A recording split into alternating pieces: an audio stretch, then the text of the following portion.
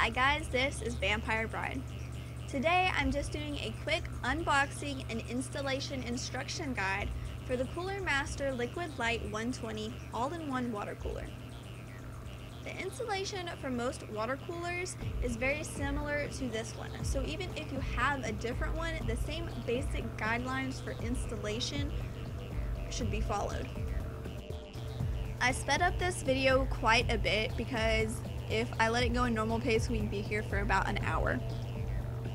Although installing an AIO is a fairly simple task, it does take a little bit of time, especially when you have a case like ours. With many cases, especially newer ones, you can get to the back of the motherboard without taking anything else apart. But with this case, we had to take the motherboard completely out of it to get to the back, which also meant taking out the sound card, graphics card, RAM, hard drives, and unplugging and moving all of the wires out of our way. All of that making it take a lot longer than it would have been if we could just get to the back of the motherboard through the case.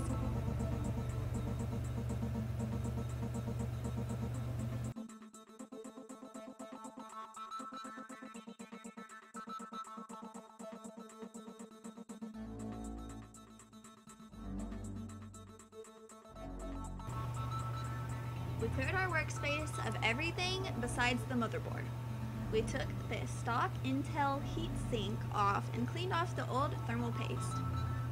These little rubber grommets go on the ends so the metal doesn't short out the motherboard.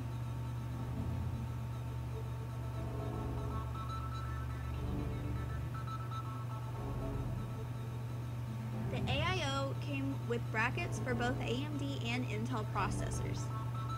In our case, we needed the Intel ones as we currently have an Intel i7 2600K in our PC. Make sure to remove the thin plastic piece before placing down the cooler. Just put a small amount of thermal paste.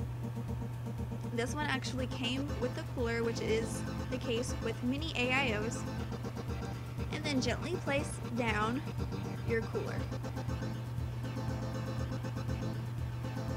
I recommend hand tightening these screws as to not leave marks with a screwdriver when it is unnecessary for these screws to be too tight.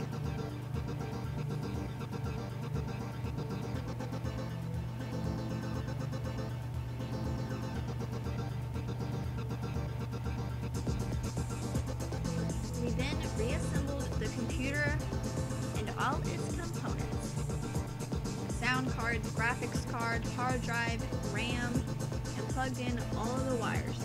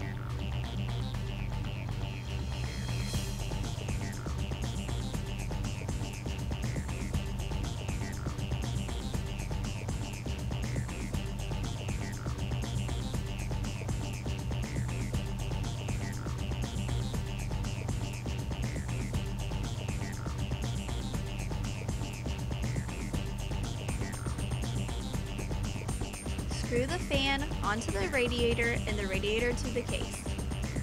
Again, I recommend hand tightening them instead of using a screwdriver. We used a jet flow fan instead of the one that came with the AIO because it had blue LEDs and looked good with our build. Once everything is plugged in and put back together, check for leaks and make sure everything is running properly. Then all that's left to do is test it out.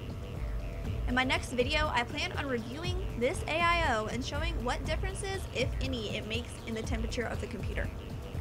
I hope this video helps. Let me know what you think about our build and about AIO water coolers in the comments below.